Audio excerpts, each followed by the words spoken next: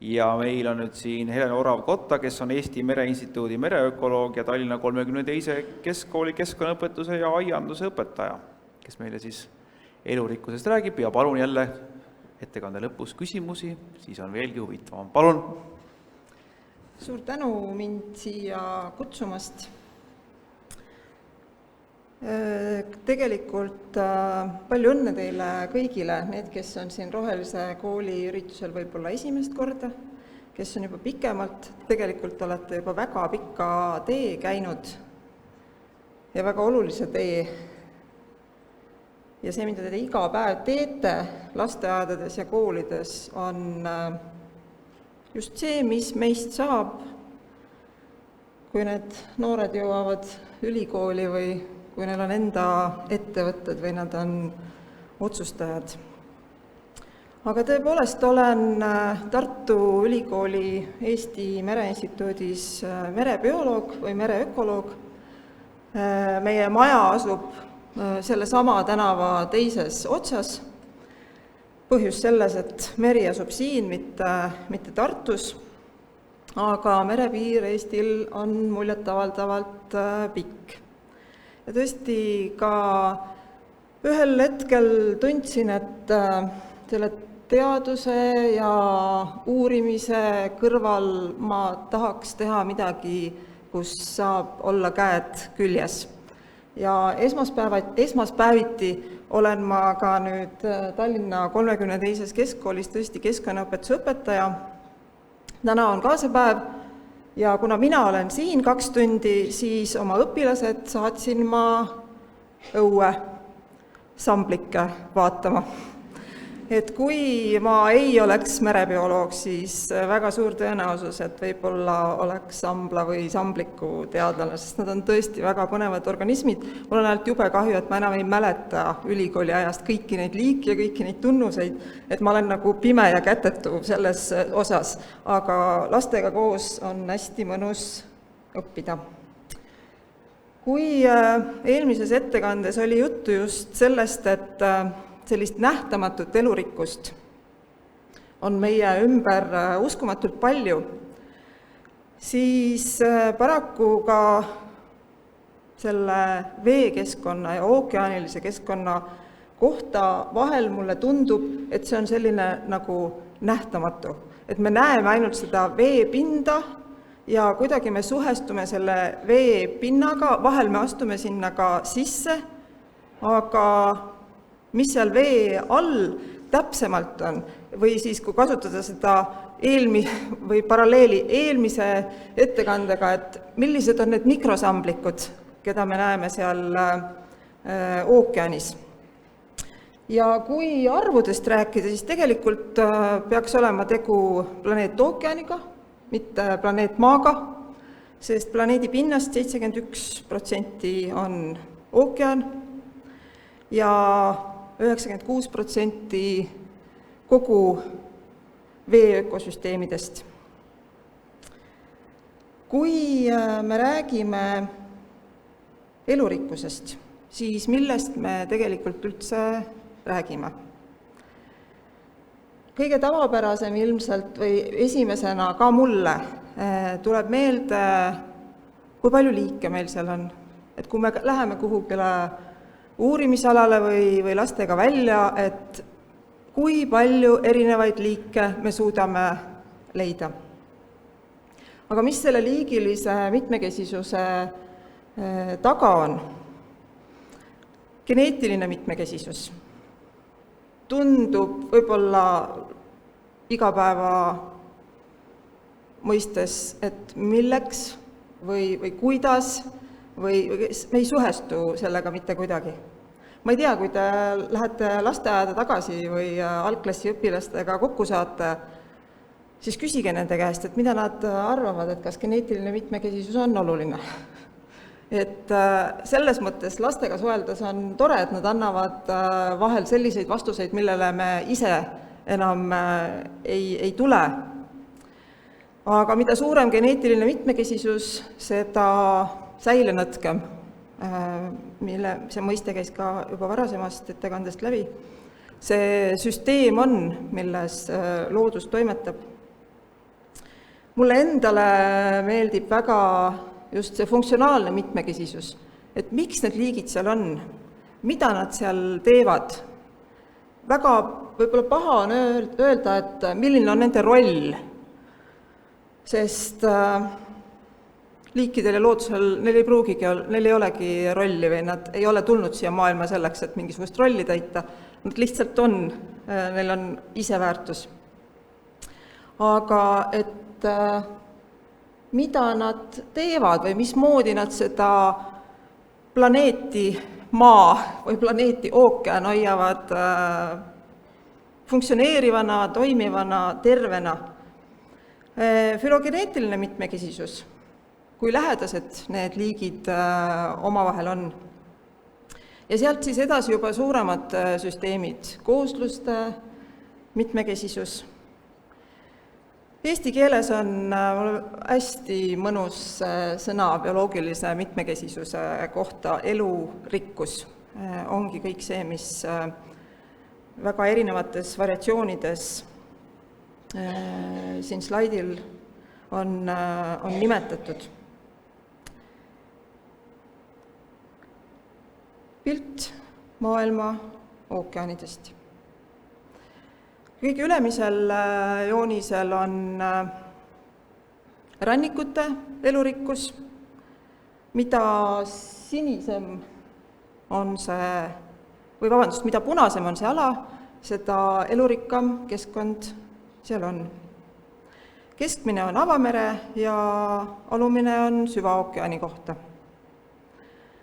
Kui me nüüd väga hästi oma silmi pingutame, siis me tahaks leida siit üles selle meie armsa Läänemere. Ja siis need mustad kastikesed on märgitud need piirkonnad, mis on maailma mõistes kõige elurikkamad. Ja kui me selle Läänemere siit üles leiame, siis isegi kui te ei näe värve nii kaugelt selle ettekande pealt, siis punast seal väga ei ole. Aga see ei tähenda, et me seda kuidagi väheoluliseks peaksime pidama või et see ökosüsteemi ja elu mõistes oleks väheoluline. Lihtsalt kuskil mujal on palju mitmekesisem.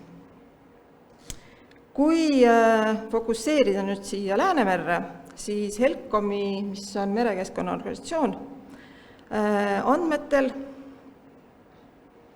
on selle vasakpoolse slaidi peal toodud liikide arv, jälle seesama lihtne liikide arv, selgrootutel, makrofüütidel, need on siis need vetikad ja taimed, mida me näeme ilma mikroskoobita, kalad, imetajad ja linnud. Kõige suurema tulba moodustavad selgrootud. Mõelge nüüd näiteks 10 sekundi jooksul, mitu selgroogsete liiki teil kohe meelde tuleb.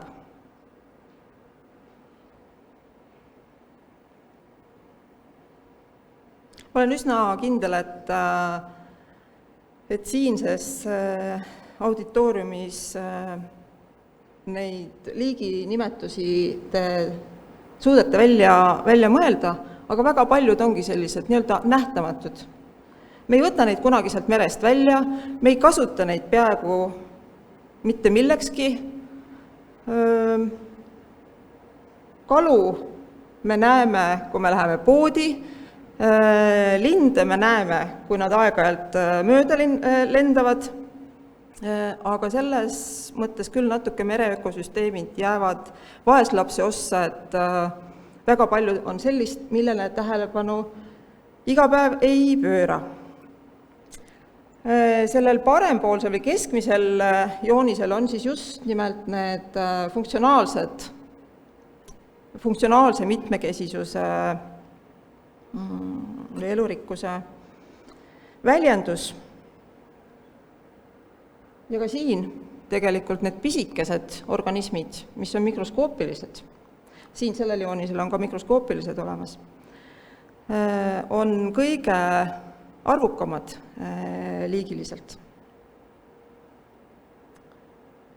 Aga kui tuhnida edasi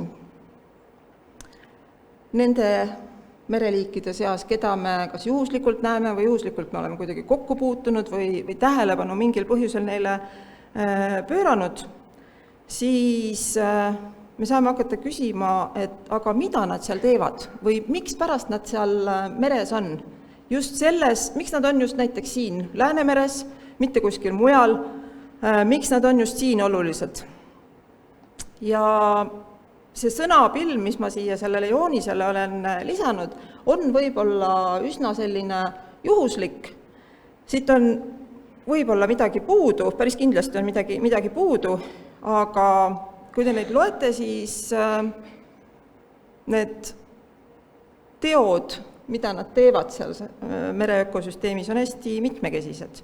Et kas nad fotosünteesivad, kas nad seovad CO2 eriti efektiivselt, kas nad on kiirekasvulised, kas nad on aeglasekasvulised, kas nad on mitmeaastased, kas nad suudavad meile anda infot selle kohta, mis toimus meres 20 aastat tagasi, kas nad on spetsialistid, ehk neile sobib kõik, või kas nad on generalistid, kas nad on filtreerijad, lagundajad, herbivoorid, et nende funktsioonid selles süsteemis on väga-väga mitmekesised. Ja võib-olla sealt liikide nimekirjast olulisemad ongi need funktsioonid ja funktsionaalne elurikkus. See joonis iseenesest on pärit Adrienne projekti töövihikust, PUSA töövihikust, mis sai meie poolt projekti lõpus tehtud just lasteaialastele ja nooremale koolieale. Et viide on ka olemas siin ettekandes. Mida see pilt võiks küll näidata? Et elurikkuseks, aga need seosed selles süsteemis, kus need liigid asuvad, on niivõrd keeruline, et kui me teeksime mingisugust tikandit, siis iga tikandi auk kuuluks ühele liigile, aeg-ajalt nad lähevad omavahel kuidagi risti ja põiki ja nad üksteist mõjutavad, et ei ole lihtsalt liikide nimestik. Miks me elurikkust inimesena vajame? Ma panin selle inimesena siia sulgudesse, et vaatame, kas me vajame inimesena või hoopis millegi muu pärast. Et kui ka minu käest tavaküsimusena küsida, miks me elurikkust vajame, jätta need ökoloogi prillid ära, pane taskusse, et milleks siis? Et majanduslikud huvid. Absoluutselt, me ei saa sellest paraku üle ega ümber. Aga ka keskkonna vastupidavus või säilenõtkus, et kui seda keskkonna stabiilsust ei ole, siis ühel hetkel hakkab meil ka halb, mis on ka eelnevast 2 ettekandest väga hästi läbi jooksnud. Ja samuti on mitmekesine loodus ju lihtsalt ilus. Lapsed märkavad seda minu arust väga sageli ja ütlevad seda ka välja. Ilmselt ka tegelikult täiskasvanud, aga võib-olla me enam ei ole nii aktiivselt seda väljendama. Siin on üks jäämägi, et kui küsida, milleks elurikkus, siis keskmine inimene hakkabki loetlema neid. Meil on vaja toitu ja me saame kalu sealt ja siis meriheina pannakse pandi madratsite sisse, nüüd pannakse varsti jälle. Kasutame tööstuses, haavaliimi on võimalik teha kreveti kestadest et need on kõik sellised majanduslikud põhjendused. Aga olulisem on hoopis see jääpanga alumine osa, mis võib olla palju-palju suurem, nagu jääpankadel ikka, ja mis nimetatakse reguleerivad hüved ja kultuurilised hüved, mis on vajalikud ainuüksi sellepärast, et see keskkond säiliks täna, homme ja ka edaspidi ja et meie inimestena saaksime lihtsalt seal olla, kuna loodus on lihtsalt ilus. Ja siit ma jõuaksingi edasi, jätaks need varustavad hüved sinna merre alles, kus nad on, ja jõuaks edasi looduse iseväärtuse juurde. Et see ei ole mingisugune uus mõiste või mõte, et Eestis hakati rääkima selle sajandi alguses,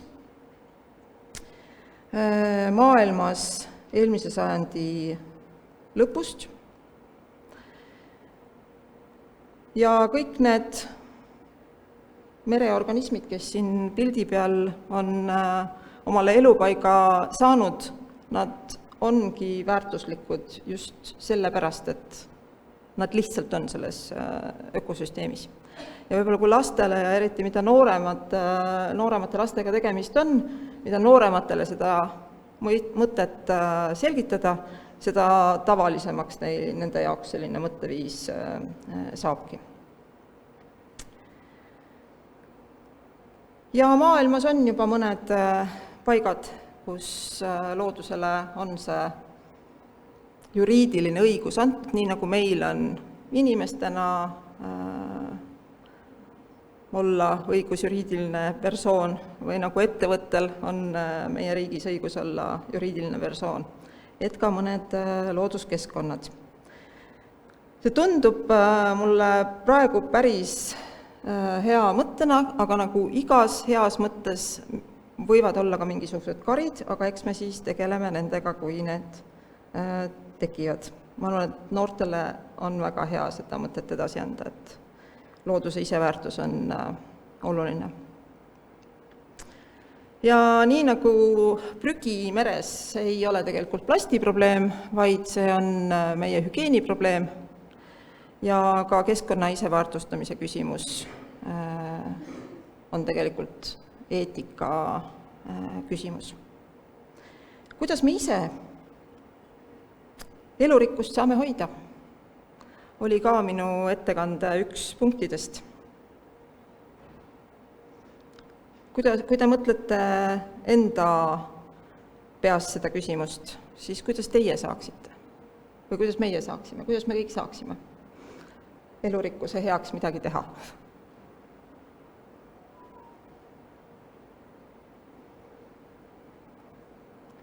Helcomil, mis koordineerib siis Läänemere tervist, on 260 soovitust.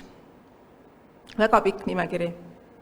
Väga paljud neist on väga-väga bürokraatlikud, väga-väga pikaajalised, aga ilma nendeta tõepoolest Läänemerd ära ei päästa.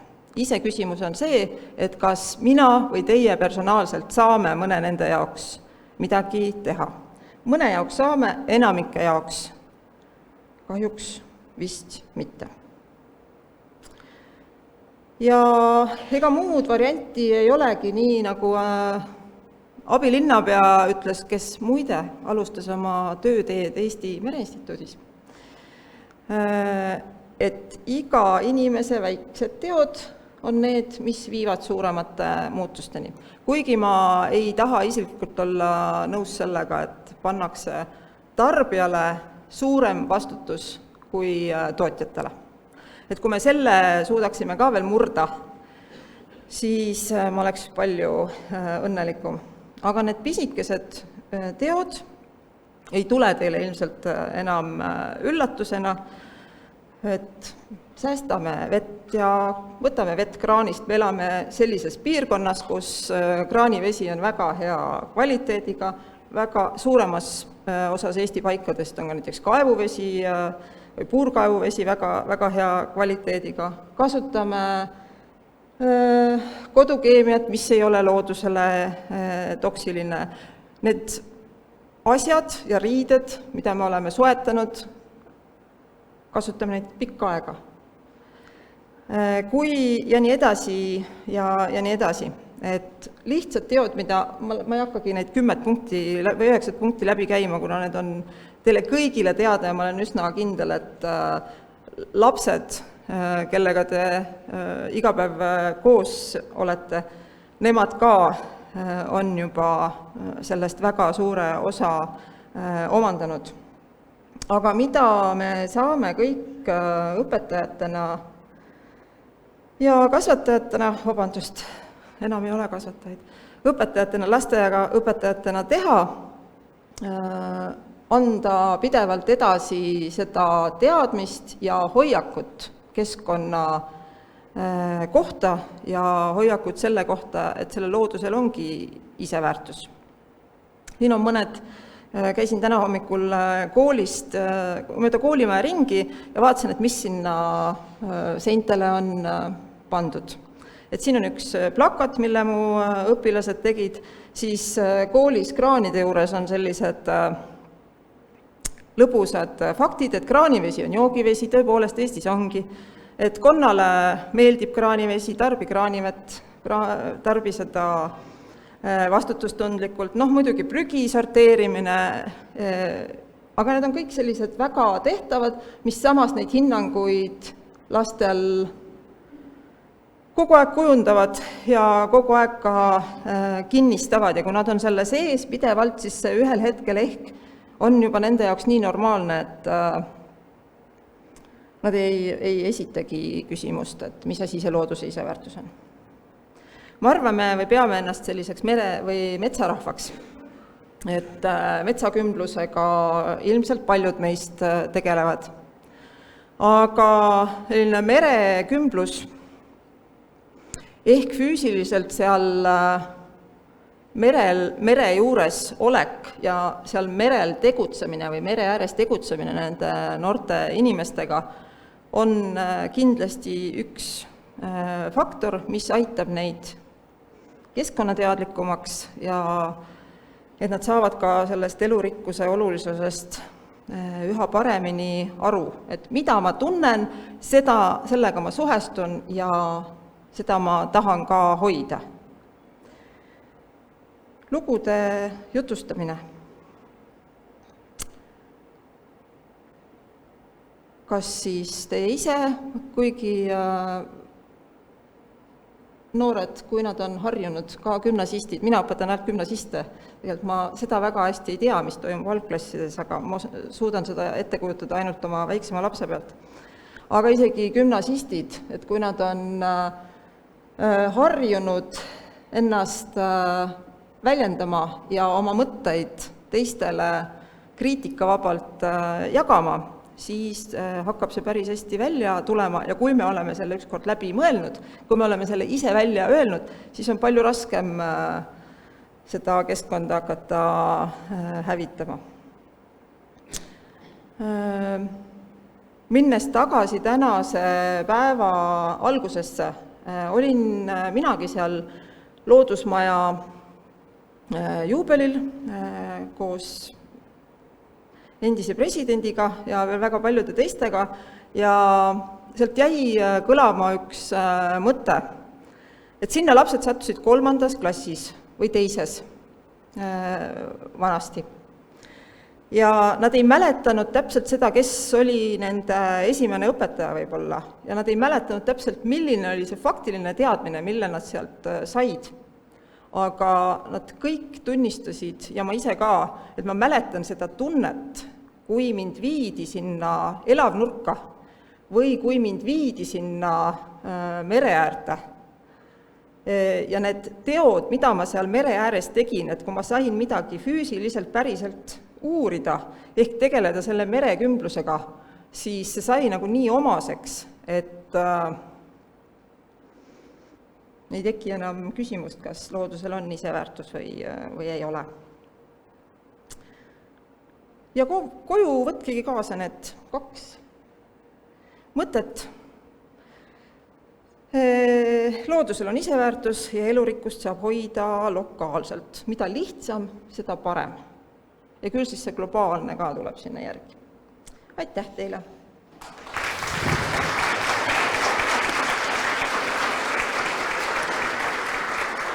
Suur aitäh! No tõesti, kõik need 3 ettekannet on olnud nii huvitavad ja te vastate ise juba kõikidele küsimustele ära, mis võiks tulla. Küsige veel küsimusi, praegu on võimalus. Üks küsimus, millest sa rääkisid, need loodusobjektidele õiguste andmised. Millisele loodusobjektile Eestis annaksite esimesena õiguse olla ka isik seaduse mõttes?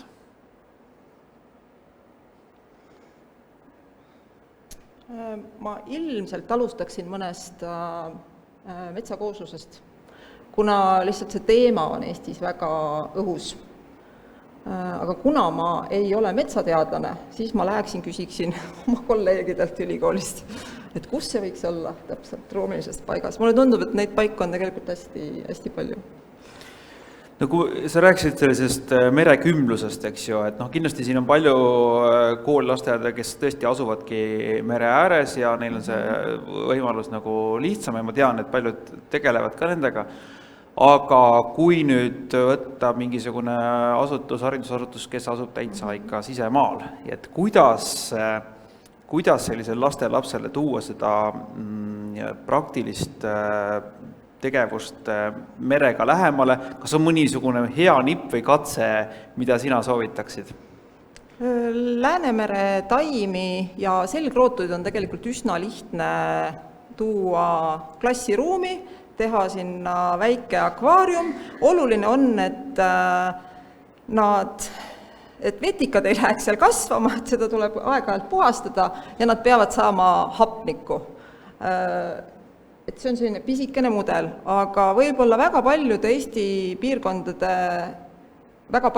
piirkondades on mingisugune siseveekogu või väike tiigikene, et tegelikult see ei olegi võib-olla nii oluline, et ta meri oleks, aga selle vee ökosüsteemiga kokkupuude saab tekkida ka mõne teise ökosüsteemi kaudu. Inimestel pole väga palju küsimusi, ma küsin selle iseväärtuse kohta ka veel ühiskonnas, et kas ühiskond on sinu arust nagu teadvustab seda iseväärtust juba tänasel päeval rohkem või pigem kogu aeg vähem ja ökoloogidel tuleb kogu aeg raiuda seda ja joosta vasta seina, et loodusel on iseväärtus, aga tegelikult ei taheta sellest eriti midagi teada. Ja et kõik peab ikkagi majanduse sisse ära mahtuma. Mulle tundub, et ei väärtustata piisavalt. Aga eks me siis peamegi rääkima majandusinimeste keeles ja hoidma neid aeg-ajalt tagasi, kui nad kõike tahavad panna nagu rahasse. Et igale fotosünteesi protsessile ei saa panna rahanumbrit juurde. Tõsi ta on, rohkem küsimusi ei ole, kõigil on kõik selge. Suured tänud Helen Orav-Kotta selle ettekande.